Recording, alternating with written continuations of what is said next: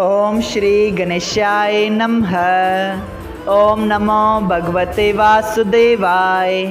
हरे कृष्णा कृष्ण कृष्णा हरे हरे, हरे राम राम राम हरे हरे। तव्हां सभिनी हरि भक्तन के नमस्ते। प्यारा भक्तों, ही कथा पाण गुरु कृपा से हासिल करे रहा आयूं। श्री गणपति सरस्वती जो दरे ध्यान करिया थो मां भागवत महापुराण जो बयान, जैमें व्यासदेव ऐं श्री सुखदेव जी कयो आहे श्री कृष्ण लीला जो गुणगान। सभई चओ जय भागवतम महापुराण।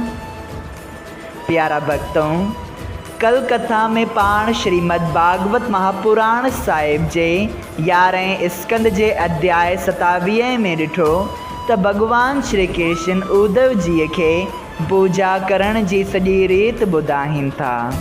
अचो त अॼु पाण श्रीमद् भागवत महापुराण साहिब जे 11 स्कंद जो अध्याय 28 शुरू कयूं, जंहिंजो नालो आहे उद्धव के श्री कृष्ण जो विरक्त थियण जे ज्ञान बाबत ॿुधाइण।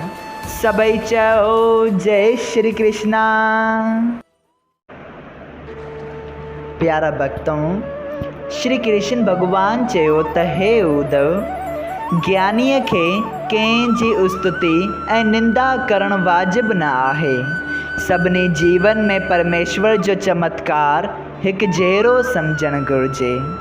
ॿिए जी निंदा करण वारो ज़रूरु नर्क भोॻे थो। तंहिं करे माण्हूअ खे घुरिजे त पंहिंजो मन हिकिड़े ई पासे लॻाए, ठाकुर जी पूजा करण वक़्तु ॿिए पासे ध्यानु न लॻाए।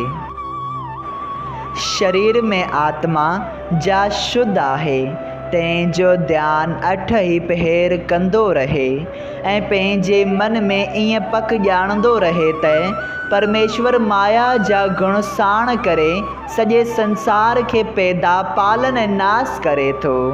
जॾहिं माण्हू अहिड़ो वीचार करे हिकिड़े परमेश्वर के सचो ऐं संसारी वहिंवार के कूड़ो ॼाणे थो, तॾहिं संदसि मन विरक्त थी मुंहुं ॾांहुं लॻे थो।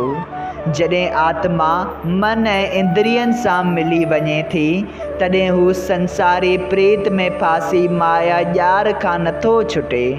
जीअं माण्हू ख्वाब में घणियूं ई शयूं ॾिसे थो, पर जाॻण ते सभु कूड़ ॼाणे थो, तीअं संसारी वहिंवार कूड़ो आहे। फ़क़ति परमेश्वर जो नालो सच सम्झणु घुरिजे। ख़ुशी, रंज, सोच डपु, गुस्सो, लालच, हिठ, दोस्ती, दुश्मनी, ॼमण मरण, इहे सभु माया जा गुण आहिनि। आत्मा उन्हनि खां अलॻि रहे थो। हे संसार खेल वांगुरु कूड़ो थी न अॻु ई हो ऐं न महापर्य में रहंदो। तंहिं करे माण्हूअ खे ज्ञान रूपी तरार सां संसारी प्रीत ऐं मन ऐं इंद्रियनि जूं ख़्वाहिशूं वढे छॾणु घुरिजनि। जॾहिं माण्हू संसारी माया छॾे पंहिंजे मन ऐं इंद्रियनि खे वस करे थो, तॾहिं खेसि घर ऐं बन में रहण ॿई हिकु जहिड़ा आहिनि। जीअं सोन मां घणनि ज़ेवरनि जे ठाराइण ते घणनि जो नालो जुदा जुदा पवे थो, पर उहे सभई ॻाराए विझण सां फ़क़ति सोन चइजे थो। तीअं संसार जे अॻियारी पछाड़ीअ में सोन रूपी नारायण ई रहे थो। उन जी इच्छा सां सभई जीव पैदा थियनि था, उन्हनि जो जुदा जुदा नालो पवे थो। महापर्य थियण ते सारे जगत जो नास थी सभिनी जड़ ऐं चेतन जो जीव आत्मा परमेश्वर जे रूप में समाइजी वञे थो। जीअं वाट में को सिपे जो टुकुर चांदीअ वांगुरु चमकंदड़ नज़र अचे थो ऐं लोभी खणे थो, पर खणण वक़्तु सिपी ॼाणी शर्मिंदो थियो वञे, तीअं संसार जी गत कूड़ी सम्झणु घुरिजे। जीअं बादलनि सां आकाश मिलावट नथो रखे, तीअं आत्मा 84 लख जूणियुनि में व्यापक रहण ते कंहिं बि जीव सां को बि लाॻो नथी रखे। तंहिं करे माण्हूअ खे घुरिजे त पंहिंजो मन माया जे गुणनि खां परे रखी अहिड़ो ध्यानु हरी चरणनि में लॻाए जो संसारी शइ जी का बि ख्वाहिश ऐं प्रीत मन में न रहे।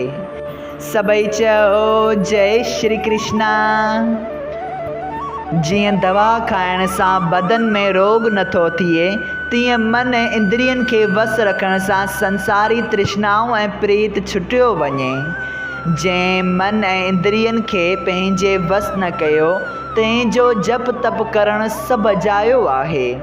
जॾहिं माण्हूअ जो ध्यानु परमेश्वर जे चरणनि में लीन थी वञे थो, तॾहिं उनखे पंहिंजे शरीर ऐं संसार जी प्रीत नथी रहे। तंहिं करे माण्हू हलंदे घुमंदे सुम्हंदे जाॻंदे खाईंदे पीअंदे पंहिंजो मन अठ ई पहर नारायण जीअ जे पासे लॻाईंदो रहे। जीअं सूरज जे निकिरण ते राति वारी ऊंदा नथी रहे, तीअं मुंहिंजी भक्ति कंदे जे गुनाह बि थिए त बि मां ॿिए जनम में उन जो उद्धार करियां थो।